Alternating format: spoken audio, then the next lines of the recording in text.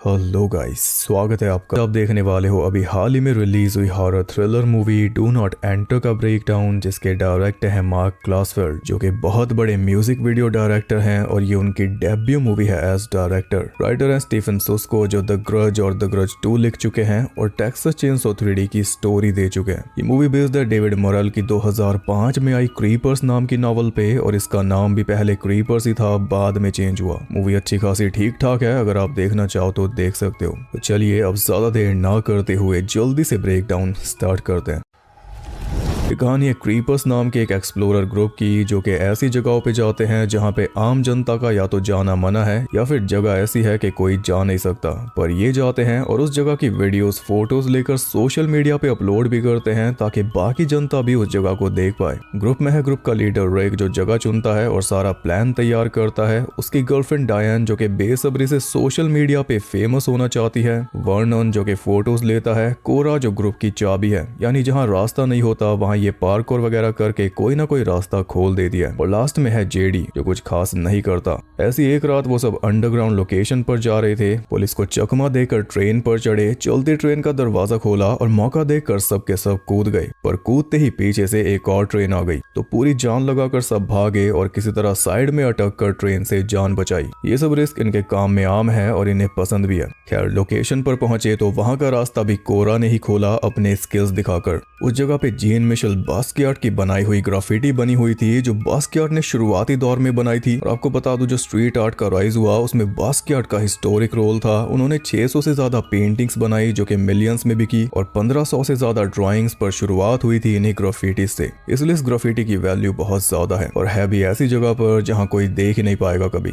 मगर यही तो ये ग्रुप काम में आता है, पूरी दुनिया को ये करिश्मा दिखा देंगे। इस ग्रुप के लिए रिक ने एक सख्त रूल बना रखा है कि जिस भी जगह पे ये जाएंगे वहां ना तो कुछ टच करेंगे और ना ही कोई सामान उठाएंगे। कुछ साथ लेकर जाने का तो सवाल ही नहीं, सिर्फ फोटोज और वीडियोस लेके चलते बनेंगे। लेकिन जेडी का मन आज थोड़ा बहक गया। अगर वो इस ग्राफिटी का थोड़ा सा भी टुकड़ा ले ले तो अमीर हो जाएगा। बस इसलिए दीवार से ग्राफिटी उखाड़ने लगा और ये बात रिक को पसंद नहीं आई, इसलिए दोनों में लड़ाई हो गई, जिसके चलते रिक ने जेडी को ग्रुप से निकाल दिया। पर इसका जेडी के ऊपर कोई फर्क नहीं पड़ा। कुछ ही देर बाद उसने स्कैवेंजर्स नाम का एक नया ग्रुप ज्वाइन कर लिया और उस ग्रुप के साथ वीडियो बना के डाल दी उस ग्राफिटी के टुकड़े को दिखाते हुए। इससे क्रीपर्स को गुस्सा भी आया और बहुत बुरा भी लगा, क्योंकि कहीं ना कहीं उन्हीं की वजह से एक इंपॉर्टेंट आर्ट पीस खराब हो गया। हम ये भी देख पाए कि स्कैवेंजर्स पूरा सन की ग्रुप है, उनके पास गन्स भी हैं और वो सारे बुरे काम करते हैं, इसलिए लोग उन्हें देखते भी हैं। जबकि इतना अच्छा काम करने के बाद भी क्रीपर्स को कोई नहीं देखता। कल जो वीडियो डाली थी उस पे सिर्फ 82 व्यूज आए हैं। फेमस होने के लिए कुछ तो बड़ा करना होगा और यहाँ पे काम आएगा प्लानर रिक।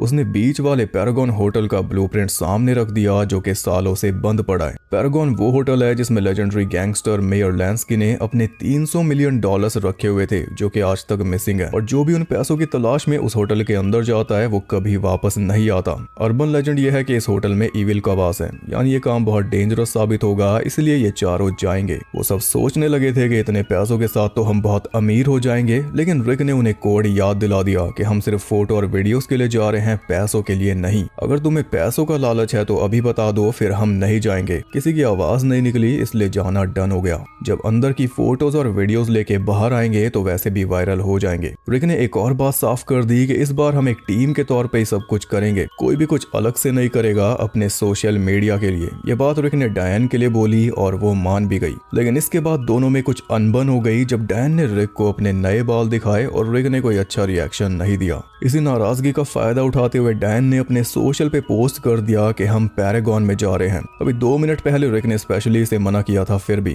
अब ये बचकाना बिहेवियर इसे कितनी जल्दी वायरल करवाएगा वो देखने वाली बात होगी। रात को वो सब बीच के पास एक मोटेल के रूम नंबर 13 में जमा हुए, पर डायन नहीं आई। उसी का वेट चल रहा था, लेकिन उसके बजाय आ गया फ्रैंक नाम का अनजान व्यक्ति, जो खुद को वाइस न्यूज आउटलेट से बता रहा था। और फ्रैंक ने डायन की पोस्ट देखी, फिर कोरा को डीएम किया और कुछ इस तरह यहाँ पे प्रकट हुआ। उसके बाद डायन भी प्रकट हो गई और उसकी पोस्ट की वजह से ये जो रायता फैला है उसके लिए उसने सॉरी बोल दिया। फ्रैंक ने बताया कि मैं ये देखने आया हूँ कि तुम लोग पैरागॉन को कैसे क्रैक करोगे, यानी उसके अंदर कैसे घुसोगे। कोरा बोली कि हमें अपना इंस्टाग्राम बूम करना है तो फ्रैंक उसमें हमारी मदद कर सकता है एक बढ़िया सा आर्टिकल लिख के। यहाँ पे हम देख पा रहे हैं कि कोरा के मन में अभी से फ्रैंक के लिए एक सॉफ्ट कॉर्नर बन चुका है। रिक और वर्नन दोनों एक साइड पे थे क्योंकि उन्हें पक्का यकीन था कि फ्रैंक कोई पुलिस वाला है, इसलिए उसे साथ नहीं ले जा सकते। मगर कोरा और डायन दोनों एक साइड हो गई, इसलिए फ्रैंक को भी ले जाना ही पड़ा और कुछ उनकी वैन का तेल खत्म था इसलिए भी। फ्रैंक की मिनी कूपर में फिट होकर वो सब होटल तक पहुंचे और अंदर जाने के सारे रास्ते बंद थे, इसलिए उन्हें अंडरग्राउंड टनल से होते हुए जाना था।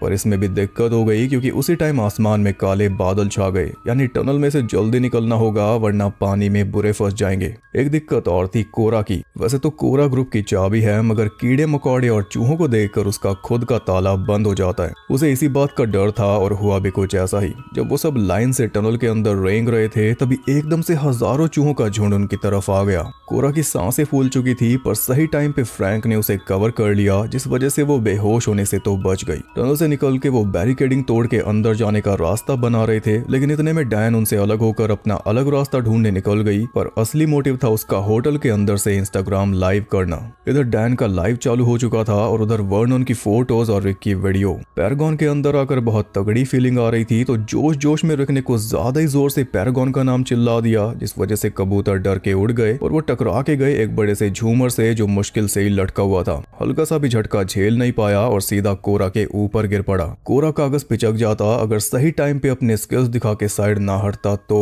अगर अभी कोरा को कुछ हो जाता तो सबका जोश खत्म हो जाता। फिर सैराडॉन मांगते पैरागॉन में। इधर डायन एक हॉल में पहुंची जहां पे पियानो रखा हुआ था, तो लाइव में वो पियानो बजाने लगी और इस बीच रिक उसके पास फोन कर रहा था, लेकिन वो फोन काट रही थी क्योंकि उससे लाइव बिगड़ जाता। मगर एक ही पल में सब कुछ वैसे ही बिगड़ गया जब उसे ऊपर से कुछ आवाज आई और वो आवाज चूहों की नहीं थी। वो भारी सी आवाज बढ़े जा रही थी, इसलिए डायन डर के मारे वहां से भागने लगी और पैरागॉन की चप्पल ना होने की वजह से एकदम से गिर पड़ी। तभी पीछे से एक पेल सा क्रिएचर आया जिसका हमें सिर्फ पंजा दिखाई दिया। वो डायन को उठाकर ले गया और ये सब रिकॉर्ड हो गया डायन के फोन में, क्योंकि भागने के चक्कर में इंस्टाग्राम बंद होके कैमरा खुल चुका था। उधर कोरा और फ्रैंक की बातें चल रही थी, जिसमें हमें पता चला कि फ्रैंक मैरिड है और उसने कोरा को अपनी वाइफ अमेंडा की फोटो भी दिखाई, जिससे कोरा को थोड़ा तो दुख हुआ होगा। वर्नन फोटोज खींच रहा था तो दीवार पे पंजे का निशान उसे भी दिख गया और थोड़ी हलचल भी, इसलिए वो चुपचाप वहां से निकल लिया। उसने जाकर बाकियों को उस पंजे की फोटो दिखाई तो रिक की चिंता और ज्यादा बढ़ गई। रिक पहले से डैन को ढूंढ रहा था, पर अब उसने बाकी सबको भी काम पे लगा दिया, क्योंकि डैन के मिलते ही सीधा होटल से निकलना है, इससे ज्यादा एक्सप्लोर नहीं करना।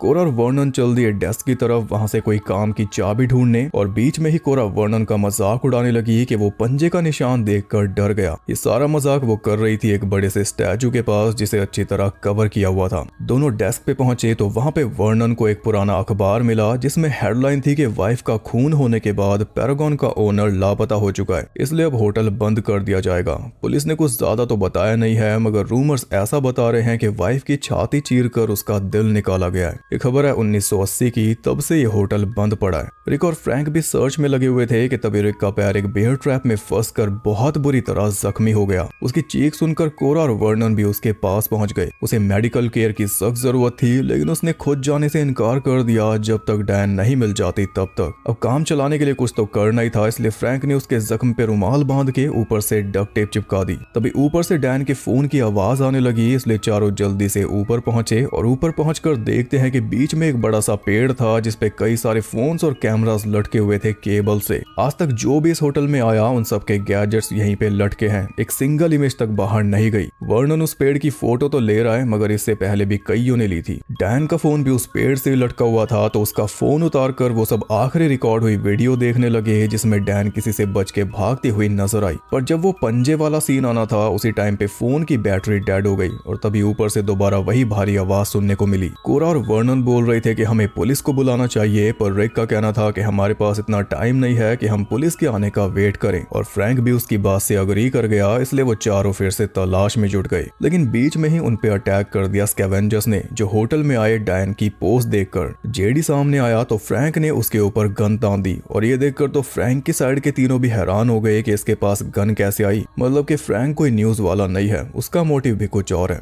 खैर, स्कैवेंजर्स के लीडर टॉड ने अटैक करके फ्रैंक के हाथ से गन गिरवा दी, और वो गन उठा ली तीसरे मेंबर मैक ने। टॉड के पास तो पहले से एक गन थी, उसी गन के सहारे वो कोरा को टॉर्चर करने लगा, और ये सब जेडी से भी नहीं देखा जा रहा था, लेकिन उसकी इतनी हिम्मत नहीं थी कि वो टॉड को रोक दे। टॉड का ध्यान बटाया फ्रैंक ने, उसे अपना मोटिव बताकर। फ्रैंक ने बताया कि मेरी वाइफ एक रिपोर्टर थी और 2 महीने पहले अपने फोटोग्राफर के साथ इसी होटल में आई थी इसके ओनर के बारे में स्टोरी करने, लेकिन वो दोनों ही तब से लापता हैं। पुलिस कुछ नहीं कर रही, ना ही मैं कुछ कर पा रहा था, क्योंकि होटल के अंदर कैसे जाऊं मुझे पता नहीं था। तब मुझे दिखी डैन की पोस्ट, जिसे देखकर मेरे अंदर एक उम्मीद जागी और मैंने इस ग्रुप को ज्वाइन किया। होटल के अंदर तो आ गए, पर अभी मुझे अपनी वाइफ का पता लगाना है। और फ्रैंक ने पूरी कहानी बता दी, लेकिन इससे टॉड को कोई फर्क नहीं पड़ा। वो भी कोरा को सता रहा था, तो कोरा ने उसके मुंह पे थूक दिया। तो थूक साफ करने के लिए उसने जेब से रुमाल निकाला, और वो रुमाल था डायन का, जिसे देखते रिक उसके ऊपर टूट पड़ा। तो बदले में टॉड ने सीधा उसे ऊपर से नीचे फेंक दिया। रिक कहाँ गिरा किसी को पता नहीं चला, क्योंकि फ्लोर्स के बीच में बड़े बड़े होल्स थे एकदम सीध में, यानी कि रिक भी गया। किसी ने नहीं सोचा था कि टॉड ऐसा कुछ कर देगा, खुद जेडी ने भी नहीं। जेडी ने बोला कि ये तो प्लान में नहीं था। बस इतना सुनते ही टॉड ने उसे भी एक घुमा के दे दिया। टॉड बोल रहा था कि मुझे पैसे बताओ कहाँ पे हैं, वो 300 मिलियन। पर यही तो बात है, पैसे हैं ऑफिस में, ऑफिस मार्क्ड है ब्लूप्रिंट में, और ब्लूप्रिंट था रिक के पास, जिसे टॉड ने बिना कुछ सोचे सीधा नीचे फेंक दिया। इसलिए अब टॉड सबको नीचे लेके जाएगा रिक की बॉडी ढूंढने, ताकि उसके पास से ब्लूप्रिंट ले और फिर पैसे लेकर फरार हो जाए। नीचे गए तो रिक की बॉडी उन्हें दिख गई, लेकिन बीच में बड़ा सा गड्ढा था। तो अपने पार्कोर स्किल्स का यूज करके कोरा ने उस गड्ढे को पार कर लिया, और पार करके पता चला कि वो रिक नहीं था, वो तो कोई पुरानी लाश थी। रिक मिला नहीं, इसलिए टॉड उन सबको लेकर वापस चल दिया, और कोरा वापस ना आ पाए इसके लिए उसने गोली मारकर केबल तोड़ दी। आगे बढ़े तो एक रूम में से उन्हें कुछ आवाज आई। अंदर गए तो सामने एक अलमारी थी, और उसे खोला तो उसमें से निकली बेथ, फ्रैंक की वाइफ के साथ जो फोटोग्राफर आई थी वो। और जैसा कि हम देख ही सकते हैं, ये बहुत ज्यादा कमजोर हो चुकी है। फ्रैंक उससे कुछ पूछ पाता उससे पहले ऊपर से फिर वही आवाज आने लगी, जिसे सुनकर बेथ बोली कि वो आ रहा है, तुम सब मरोगे। ये सुनते स्कैवेंजर्स ने पर्दे बंद करके रूम में अंधेरा कर लिया, और अपने नाइट विजन गॉगल्स पहन लिए, ताकि जो भी आए उसे अंधेरे में दबोच के मार दें। लेकिन उन्हें यह नहीं पता था कि नीचे खतरनाक क्रिएचर आ रहा है। क्रिएचर ने चुपचाप आकर जेडी के मुंह में रॉड घुसा के उसे दीवार में पिन कर दिया, और किसी को पता भी नहीं चला। पता तब चला जब वो खुद सामने आया। टॉड और मैक ने उस पे गोलियां चलानी शुरू कर दी, जिसमें टॉड की गोलियां तो खत्म हो गई, और गोलियों के बीच वो क्रिएचर वापस ऊपर चला गया, उसी होल में से जो फ्लोर के बीच में हुआ पड़ा है। यानी वो गड्ढे इस क्रिएचर के आने जाने का रास्ता है। मतलब कि इस होटल में उस क्रिएचर से बच पाना बहुत मुश्किल होगा। इतने में ये ऊपर नीचे पहुंचेंगे, वो सीधा गड्ढों से पहुंच जाएगा। खैर, क्रिएचर का तो कुछ कर नहीं पाए, पर उन दोनों ने जो गोलियां चलाई उनमें से एक गोली लग गई बेथ के माथे में। यानी फ्रैंक को अब भी अपनी वाइफ के बारे में कुछ भी पता नहीं चला,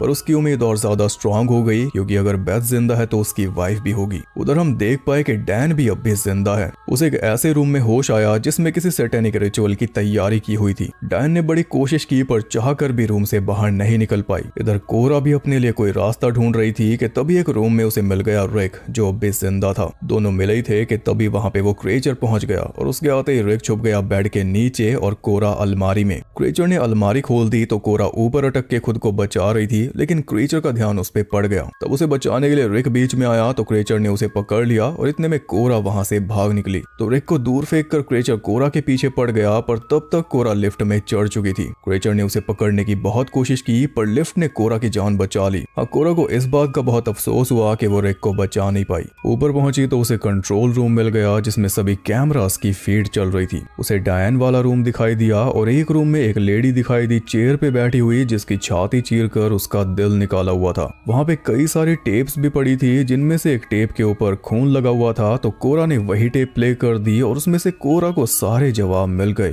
तो बात ऐसी है कि उसी मशहूर गैंगस्टर ने इस होटल के मालिक को एक सैटेनिक किताब दी थी, जिसमें डार्क पावर्स हासिल करने के रिचुअल्स थे, और वही किताब अभी डायन पढ़ रही है। पावर्स हासिल करने के लिए होटल के ओनर ने सबसे पहले ट्रांसफॉर्मेशन रिचुअल किया था, जिसमें उसने खुद अपनी वाइफ की छाती चीरकर उसका दिल निकाल कर कच्चा ही खा लिया था। ऐसे करते ही वो ट्रांसफॉर्म होके बन गया था वही पेल क्रिएचर, जो आज भी इस होटल में भटक रहा है। यानी होटल का मालिक लापता नहीं हुआ था, बल्कि आज भी जिंदा है, और अपने ही होटल के अंदर है। वही है जो किसी को बाहर नहीं जाने देता, क्योंकि उसके पास अब पावर्स आ चुकी है। और डैन को उसने इसीलिए कैद करके रखा है क्योंकि उसके साथ वो एक और रिचुअल करेगा जिससे और पावरफुल बन जाएगा। डैन के लिए उसने वेडिंग ड्रेस रखी हुई है। जैसे डैन उस ड्रेस को पहनेगी समझो वो विलिंग हो जाएगी क्योंकि अपनी मर्जी से पहनेगी ना। वो क्रिएचर इससे कोई जबरदस्ती नहीं कर रहा बल्कि बुक भी इसलिए सामने रखी इसके ताकि ये खुद पढ़ के अपना मन बना सके उस रिचुअल में शामिल होने के लिए। और इसे क्यों चुना? क्योंकि इसके अंदर भी सेम वही भूख है आम से खास बनने की, मॉडर्न जमाने के हिसाब से देखो तो सोशल मीडिया पे फेमस होने की। तो एक बार डैन वेडिंग ड्रेस पहनकर तैयार हो गई, फिर होगा आखिरी रिचुअल सेक्रेट सोल वाला।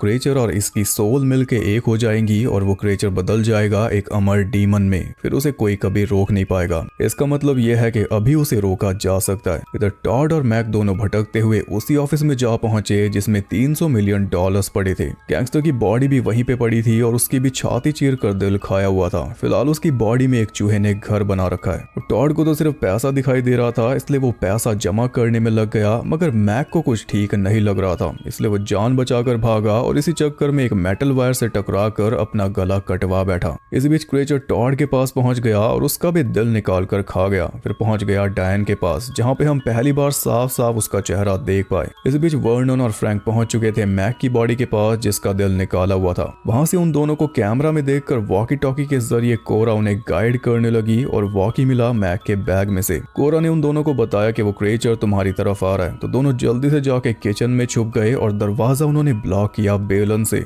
वहां पे फूड वाली जो एलिवेटर थी उस पे बैठ के उन दोनों को ऊपर जाना था, वो भी खुद अपने आप को खींच के। तो सबसे पहले वर्नन ऊपर गया और जब फ्रैंक की बारी आई तब तक क्रिएचर अंदर आकर उसके पीछे लग गया, जिसके चलते फ्रैंक के पास उतना टाइम ही नहीं बचा कि वो कोरा और वर्नन तक पहुंच सके। तो फ्रैंक ने वर्नन को बोल के एलिवेटर की केबल कटवा दी, खुद वो नीचे वाले फ्लोर पे कूद के बच गया, मगर एलिवेटर के साथ क्रिएचर चला गया नीचे। इसके बाद फ्रैंक उसी पेड़ पे पहुंचा और वहां पे उसने अपनी वाइफ का फोन ढूंढा और इतने में कोरा ने उसे बताया कि एक रूम में मुझे कोई मिला है। कोरा ने फ्रैंक को उसी रूम में भेज दिया जिसमें वो लेडी चेयर पे बैठी हुई थी और उसे देखकर फ्रैंक एकदम सुन्न हो गया क्योंकि वो फ्रैंक की वाइफ ही थी जो कब की मर चुकी। उसे इस हालत में देखकर फ्रैंक को बहुत दुख हुआ, पर अब कम से कम उसे क्लोजर तो मिल गया।